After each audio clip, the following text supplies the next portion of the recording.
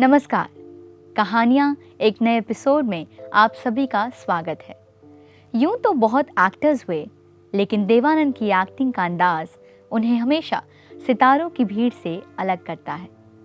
एक सांस में लंबी डायलॉग डिलीवरी और एक तरफ झुक कर चलने का उनका अनोखा स्टाइल, लोगों पर सालों तक ये जादू चलता रहा। वे सदाबहार हीरो थे। आज हम देव आनंद की जिंदगी से जुड़े कई अनकहे किस्सों के साथ आपके सामने हाजिर हैं। देव आनंद ने 100 से ज्यादा फिल्मों में एक्टिंग की है और लगभग 19 फिल्मों का डायरेक्शन किया है। इनकी पहली सुपरहिट फिल्म थी हरे राम हरे कृष्णा। हिप्पी कल्चर पर आधारित ये फिल्म कैसे शुरू हुई, यह अपने आप में एक अनोखी कहानी है। देव साहब की फिल्म हरे राम हरे कृष्ण में उनकी बहन के रोल करने के लिए कोई स्थापित अभिनेत्री तैयार नहीं थी। कई नई लड़कियों के स्क्रीन टेस्ट के बाद भी उन्हें मन मुताबिक चेहरा नहीं मिल पा रहा था। उसी दौर में एक दिन वो एक पार्टी में जीनत अमान से मिले। वो मिस एशिया का खिताब जीत कर आई थी। देव साहब उनसे बातचीत कर रहे थे कि जीनत ने उन्हें हैंडबैग से सिगरेट निकाल कर दिया। उनकी यही अदा देव साहब को भा गई और उन्होंने जीनत को अपनी फिल्म के लिए साइन कर लिया। हरे रामा हरे कृष्णा के बाद देव आनंद ने जीनत के साथ कई फिल्में की और देखते ही देखते देव आनंद का जीनत अमान पर दिल आ गया। फिल्म इश्क की शूटिंग के दौरान तो उन्होंने जीनत को प्रपोज करने की ठान ही ली थी, जिसके लिए उन्होंने ताज होटल में उनके लिए टेबल भी बुक करा लिया था।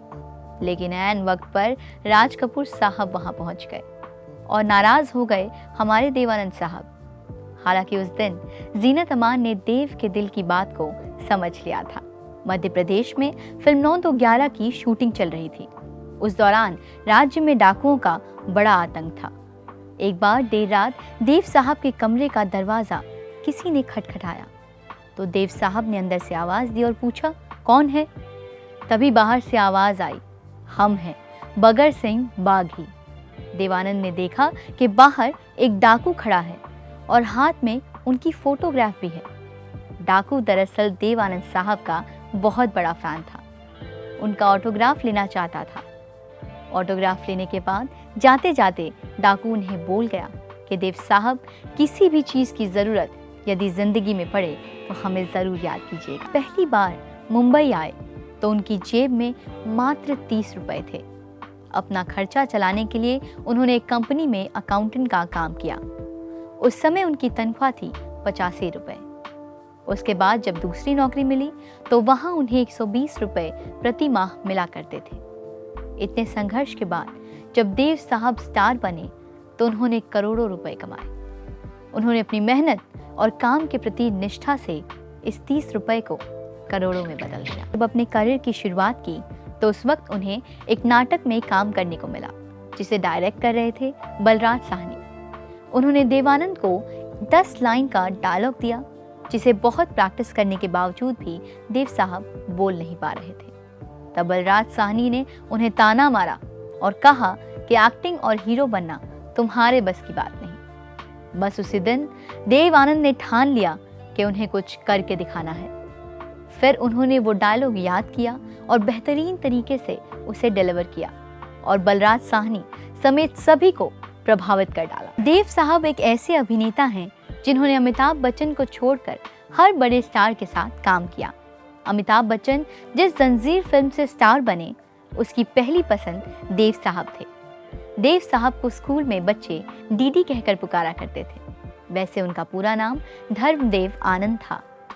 फिल्मों में कदम रखने से पहले और बीए की डिग्री लेने के बाद उन्होंने नेवी में भर्ती का प्रयास भी किया था, लेकिन असफल रहने के बाद इनके पिता ने इन्हें अपने ही ऑफिस में क्लर्क की नौकरी पर रख लिया था।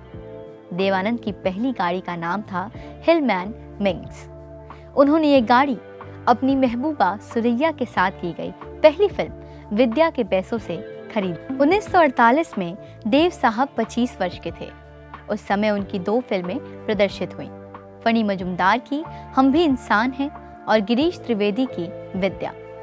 पहली फिल्म की नायिका रमोला थीं, जो 1951 में निर्देशक विजय महात्रे की फिल्म स्टेज में उनकी नायिका बनी।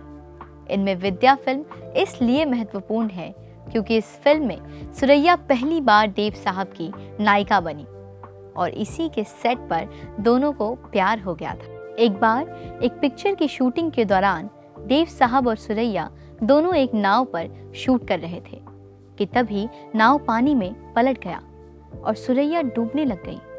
तब तुरंत ही देव साहब पानी में कूद गए और उन्हें सही सलामत बाहर निकाल लिया।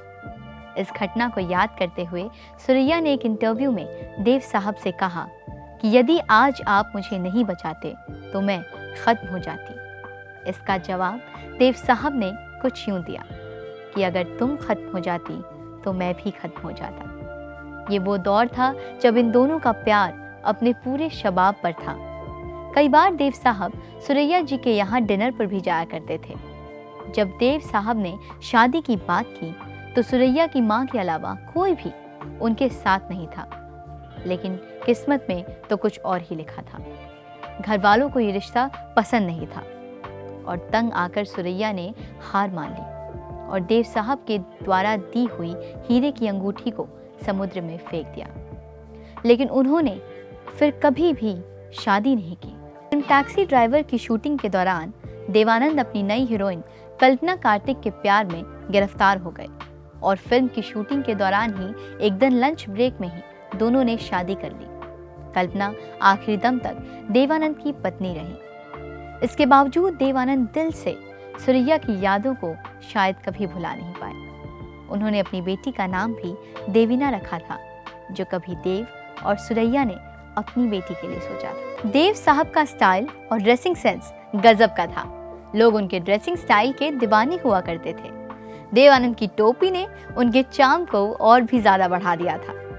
ज्वेल थीफ में देवानंद ने जिस टोपी को पहन रखा था, उस टोपी को उन्होंने फिल्म प्यार मोहब्बत की शूटिंग के लिए विदेश से खरीदा था। देव साहब जैकेट्स के भी खासे शौकीन हुआ करते थे। उनके पास हर कलर के तकरीबन 800 जैकेट्स थे। सुबोध मुखर्जी की फिल्म जंगली और नासिर हुसैन की फिल्म तीसरी मंजिल के लिए पहली पसंद देव साहब थे, लेकिन निर्माताओं के साथ मतभेद की वजह से उन्होंने ये दोनों ही फिल्में करने से इनकार कर दिया था। उसके बाद शम्मी कपूर को ये मौका मिला और वो बन गए याहू स्टार। 11 जून 1975 में तत्कालीन प्रधानमंत्री इंदिरा गांधी ने जब देश में आपातकाल लगाने का ऐलान किया तो देवानंद ने फिल्म जगत के अपने कुछ दोस्तों के साथ मिलकर उसका पुरजोर विरोध किया था। बाद में जब आपातकाल खत्म हुआ और देश में चुनावों की घोषणा हुई तो उन्होंने अपने प्रशंसकों के साथ जनता पार्टी के चुनाव प्रचार में भी हिस्सा लिया। बाद में उन्होंने नेशनल पार्टी ऑफ इंडिया के नाम से एक राजनीतिक दल की स्थापना भी की, लेकिन कुछ समय के बाद उसे भंग कर दिया गया। उसके बाद भले ही वो राजनीतिक रूप से सक्रिय न रहे हों, लेकिन समय समय पर विभिन्न राजनीतिक मसलों पर अपनी बेबाक राय रखते रहे। हम सभी ये जानते हैं कि मोहम्मद रफ़ी ने देव साहब की बहुत सारी फिल्मों में उनके सदाबहार गीतों को अपनी आवाज़ दी है, लेकिन ये जानकारी बहुत ही कम लोगों को है कि देवानंद ने भी रफ़ी साहब के लिए गाना गाया है। इन दोनों ने वर्ष 1966 में बनी फिल्म प्यार मोहब्बत में साथ में गाना गाया था। देवानंद ने एक बार रफ़ी की पुण्यतिथि पर आयोजित समारोह में लोगों से इस राज को साझा किया था। उन्होंने बताया था कि मैंने कभी गाना नहीं गाया, लेकिन रफ़ी के गाने प्यार मोहब्बत के सिवा ये ज़िंदगी क्या ज़िंदगी में जो हुर्रे हुर्रे है वो मेरी आवाज़ है, मैंने बस उतना ही गाया था। देव साहब अपनी मेज़बानी और ख़ास अंदाज के लिए भी बॉलीवुड में जाने जाते हैं।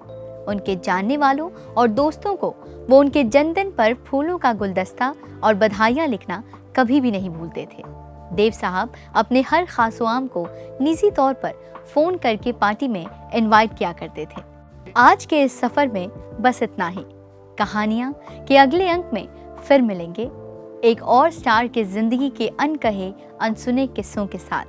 तब तक के लिए मुझे दीजिए इजाज़त। नमस्कार।